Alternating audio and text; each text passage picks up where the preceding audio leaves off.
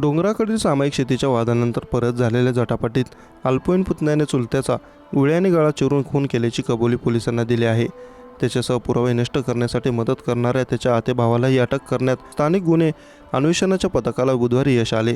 गणेश परशुराम झंगरूचे वय वर्ष 26 राहणार सोनवली तालुका जिल्हा बेळगाव असे अटक केलेल्याचे नाव आहे। पोलीस व घटनास्थळावरून मिळालेल्या माहितीनुसार मृत वसंत पांडुरंग पाटील राहणार हाचगोळी व अल्पवयीन पुतण्या यांच्या डोंगराकडील सामायिक शेतीचा वाद होता। 27 मार्चला वसंत हे हाळ नावाच्या शेतात काजू वेचण्यासाठी गेले होते। त्याचवेळी पुतण्याही बकऱ्यांना चारा आणण्यासाठी तेथे गेला होता। मात्र त्यांच्यात पुन्हा शाब्दिक बाचाबाची झाली।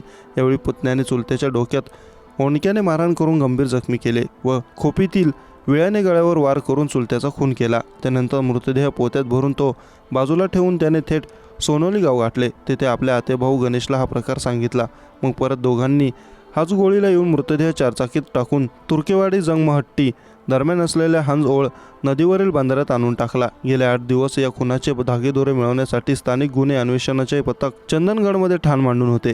दरम्यान त्यांनी जुन्या वाद्याच्या अनुषंगाने पुतण्याला ताब्यात घेऊन त्याची कसून चौकशी केली असता हा प्रकार बुधवारी उघडकीस आला। स्थानिक गुन्हे अन्वेषणाचे पोलीस निरीक्षक रवींद्र कळमकर व त्यांचे पथक चंदगडचे पोलीस निरीक्षक विश्वास पाटील, सहाय्यक पोलीस निरीक्षक अली मुल्ला, पोलीस उपनिरीक्षक शेखर बारामती, हवालदार अमोल पाटील यांनी या प्रकरणाचा छडा लावण्यासाठी परिश्रम घेतले।